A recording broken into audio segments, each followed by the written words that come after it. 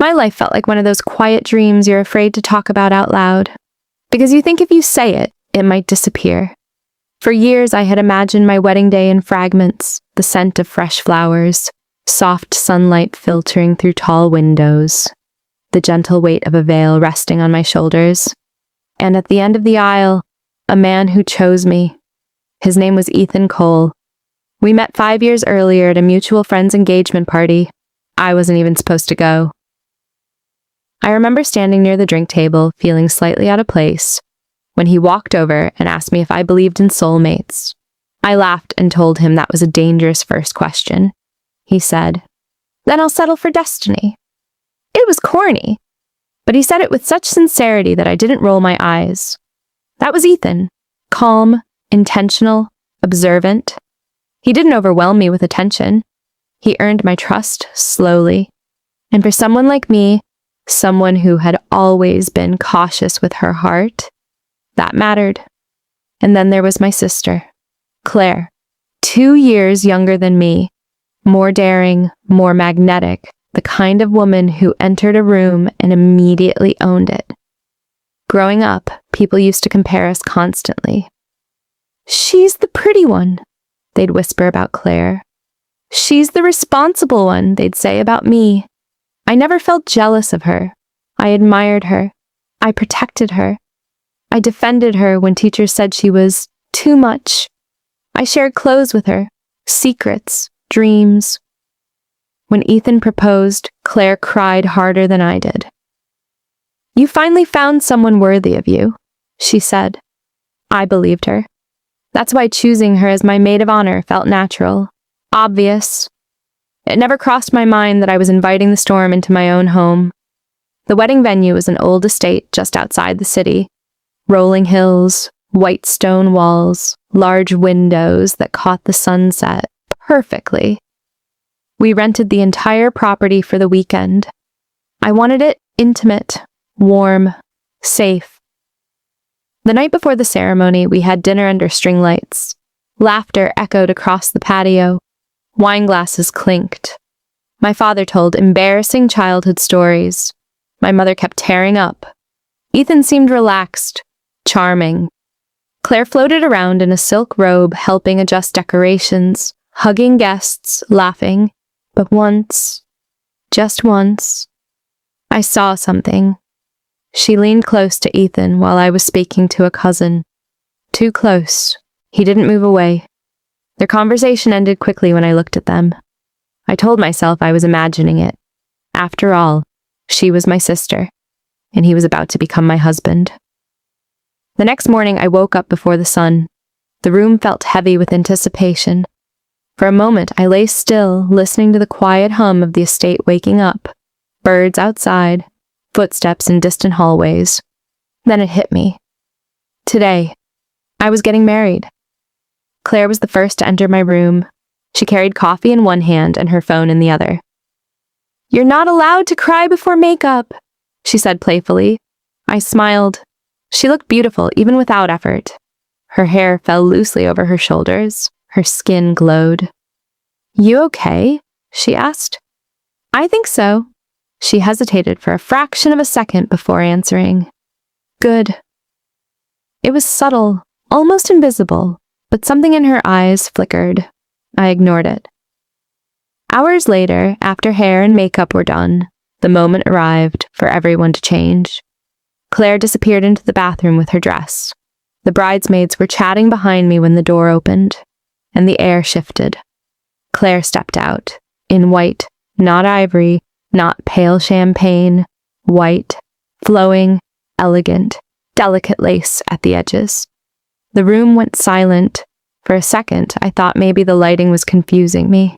"Claire," I said softly. "That's white," she laughed. "It's off-white. It looks white." She tilted her head slightly. "No one is going to confuse me with you." My mother looked uncomfortable, but said nothing. The bridesmaids exchanged glances, and I, standing in my wedding gown, suddenly felt like I was sharing something that should have belonged only to me. But I didn't want conflict, not today. So I swallowed the discomfort and smiled. The ceremony was beautiful, painfully beautiful. The sun hung low in the sky, casting golden light across the garden. White petals lined the aisle. Soft string music played. When my father took my arm, his grip trembled. "You're my little girl," he whispered, and I felt tears gathering.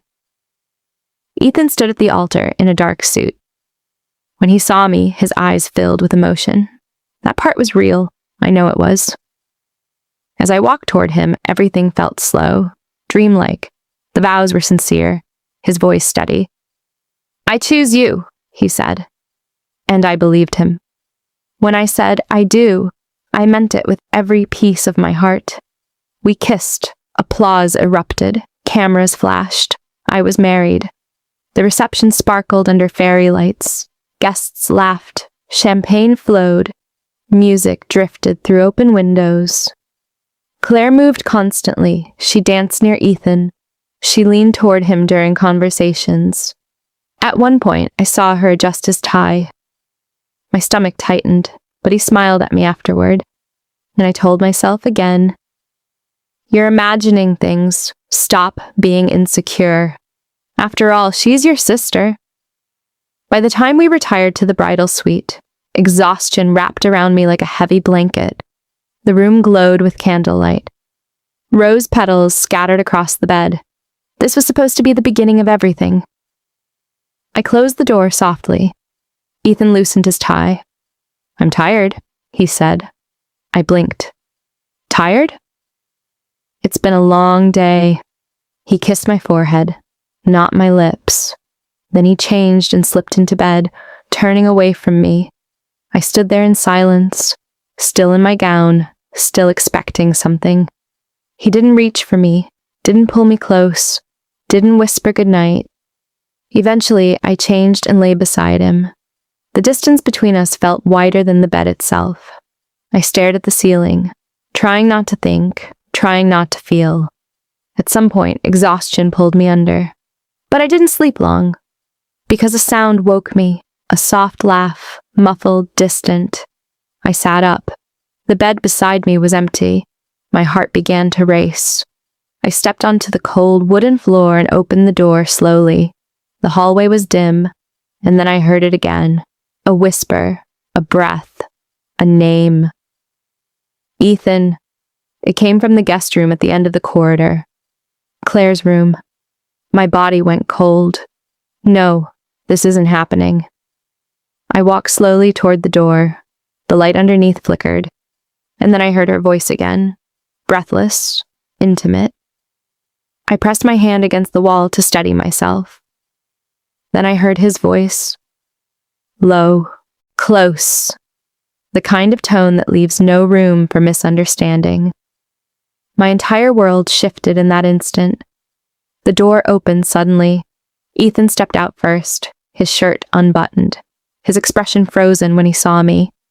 Behind him, Claire appeared, hair disheveled, dress wrinkled, still wearing white. No one spoke. "How long?" I asked quietly. Silence. "How long?" Ethan swallowed. "A few months."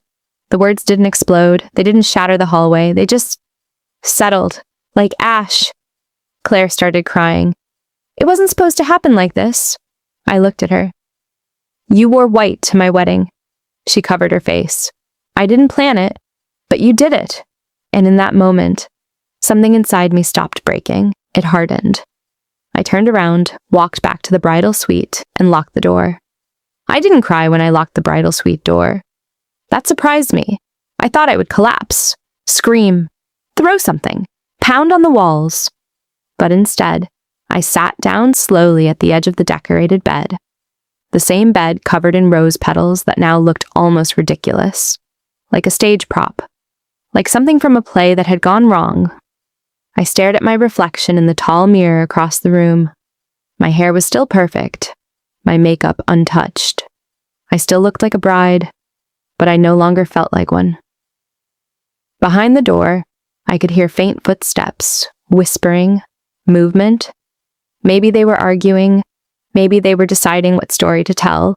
It didn't matter. The truth had already spoken, and I had heard it, For a long time, I just sat there. The silence inside the room was heavier than any scream.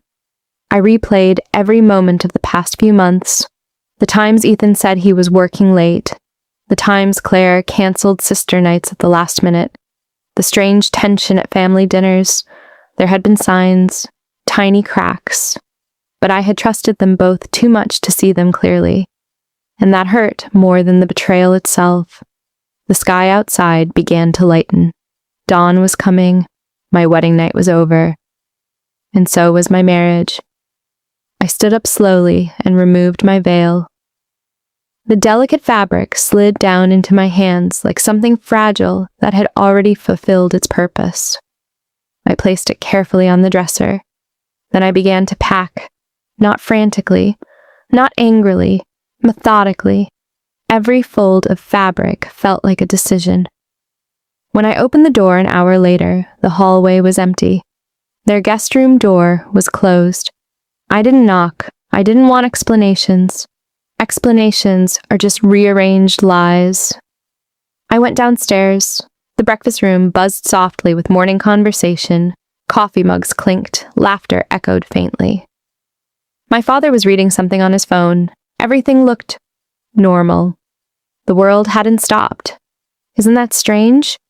The worst moment of your life happens, and the world continues as if nothing changed. I stood at the doorway. No one noticed me at first. Then my mother looked up. Her smile faded instantly. "Sweetheart, are you okay? You look pale." I stepped into the room. "I need everyone's attention."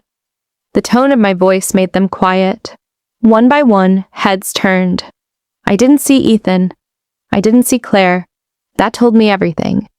I stood there in my wedding gown, still spotless, still white, and I said the words calmly. Last night I found Ethan in Claire's room.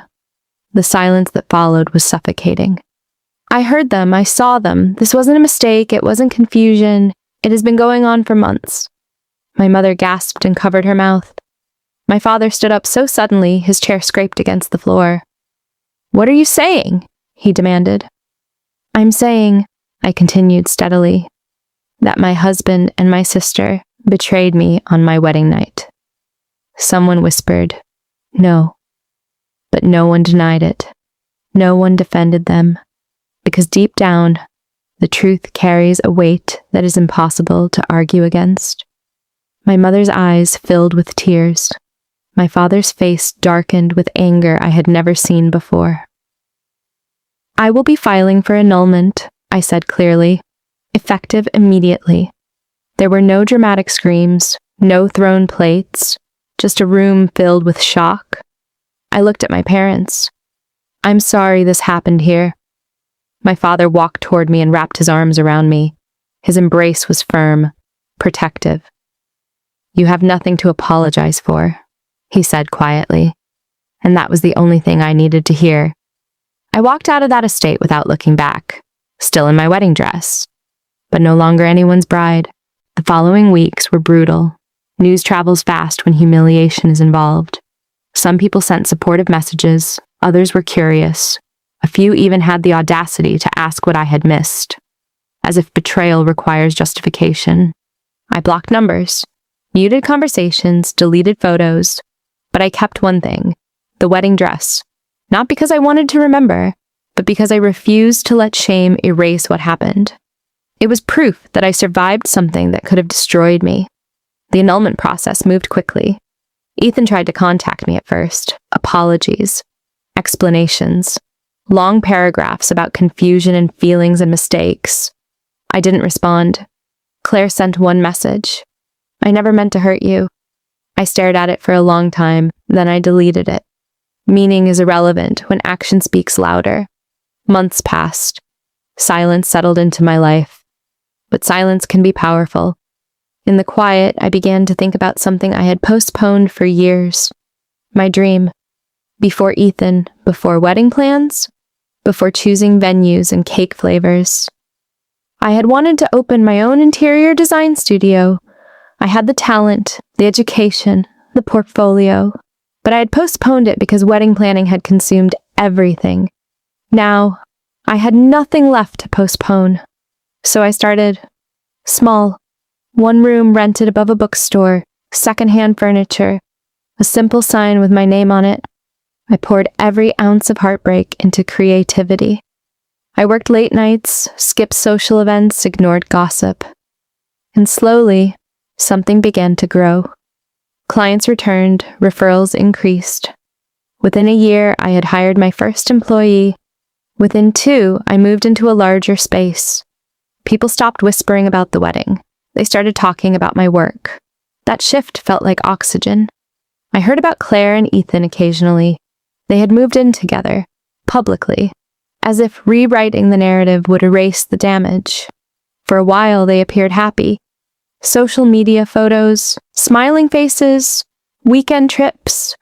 But relationships born from betrayal rarely bloom peacefully. The cracks began quickly. Arguments overheard by neighbors, jealousy, accusations, trust issues. Because once someone cheats with you, you always wonder when they'll cheat on you. A year later, I heard he had cheated again, this time with a coworker. Claire stayed, then left, then stayed again. Eventually, he left her completely. No dramatic ending, just a quiet exit. I didn't feel satisfaction. I felt confirmation. Patterns don't change because circumstances do. 3 years after the wedding that never truly happened, my life looked completely different. My studio had expanded into 2 locations. My name appeared in industry magazines. I was invited to speak at small business conferences. One afternoon at one of those conferences, I met him, Daniel Harper. He didn't introduce himself dramatically. He asked a thoughtful question after my presentation about design philosophy, about building something from loss. His voice was calm, grounded. Later during the networking break, he approached me again. "You speak about rebuilding as if you've lived it," he said. I held his gaze. "I have." He didn't press. He didn't pry. He simply nodded. And that restraint felt rare. We started talking occasionally. Coffee turned into dinner. Dinner turned into long walks. He never rushed me, never tried to impress me. He listened. He respected silence. He admired my independence instead of competing with it. For the first time in my life, love felt peaceful, not dramatic, not consuming, not chaotic, just steady. And steady is underrated. There was a time when I thought closure would come with a dramatic apology, a tearful confession, a public regret. But closure doesn't arrive like that. It arrives quietly, unexpectedly, almost gently. After Ethan left my studio that afternoon, I didn't replay the conversation in my mind the way I once would have. I didn't analyze his tone. I didn't wonder if he meant what he said, because his meaning no longer mattered. That realization was my freedom. Weeks passed. Spring turned into summer. The second branch of my studio officially opened. I remember standing in the empty space the night before opening day. The floors were polished, the lights were warm. The air smelled faintly of fresh paint and possibility. I walked slowly through the showroom alone. 3 years earlier, I had walked barefoot across cold grass in a wedding dress that no longer meant anything. Now I was walking through something I had built with my own hands. Pain had not ended me. It had redirected me. And I was grateful for that redirection. One evening, my mother called. Her voice was hesitant.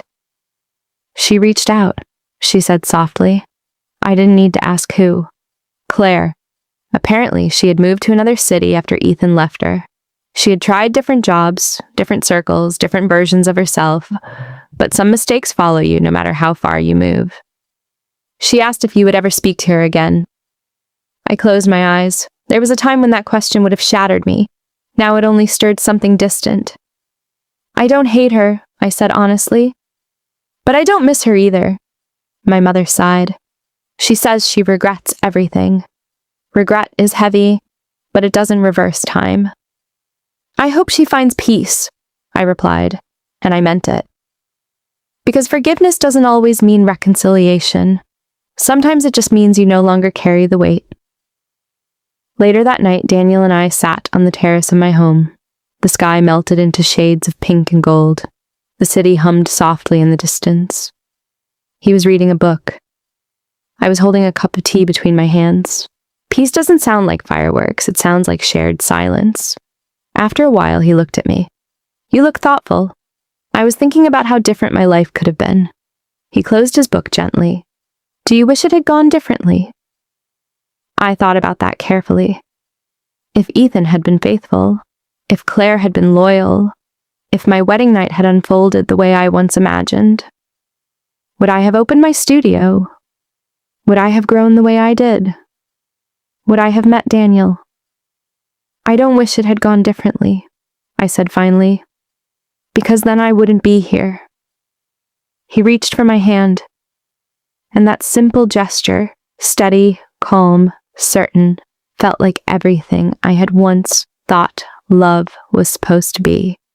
Only quieter, stronger, real. Sometimes when I walk past a bridal shop window, I pause. Not because I feel sadness, but because I see a different woman reflected there now. The bride I once was believed love meant forever, no matter what. The woman I am now understands that love must also mean respect, loyalty, choice, not possession, not secrecy, not betrayal. True love doesn't demand you shrink yourself. It doesn't ask you to compete. It doesn't arrive in stolen moments behind closed doors. It stands in the light, openly, without fear. 3 years after that wedding, Daniel proposed. Not with extravagance, not with a crowd. Just the two of us in the kitchen while we were cooking dinner. He placed the ring gently on the counter and said, "I don't want to save you. I don't want to fix you. I just want to walk beside you." And that was the difference. He didn't see me as broken. He saw me as whole. We married quietly. No large estate, no dramatic vows, no white competition, just family, just peace. And this time, when I said I do, it wasn't filled with excitement. It was filled with certainty. I never saw Claire or Ethan again, not because I avoided them, but because they no longer existed in the world I built.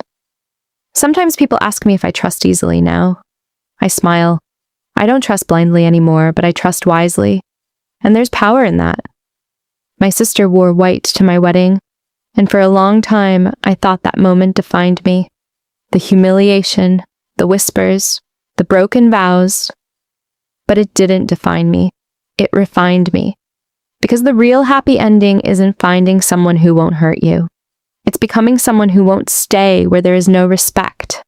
Today, as I sit on this terrace with a cup of tea and the man who chose me freely, I feel something I once mistook for weakness. Calm. The kind of calm that only comes after surviving a storm you never saw coming. The kind of calm that doesn't need applause. Just truth. If you're listening to this story and you've ever been betrayed, humiliated, left behind, let me tell you something. You are not broken. You are being rebuilt. Sometimes the people who hurt you are simply clearing space for the life that actually belongs to you.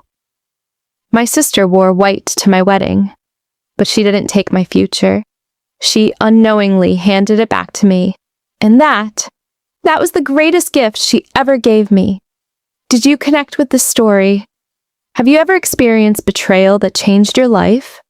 Tell me in the comments. I read every one of them. If this story touched your heart, don't forget to subscribe and turn on notifications so you don't miss the next life story. There are many more journeys of strength, dignity, and rebirth waiting for you on this channel. Thank you for listening with your heart, with love and respect. I'll see you in the next story.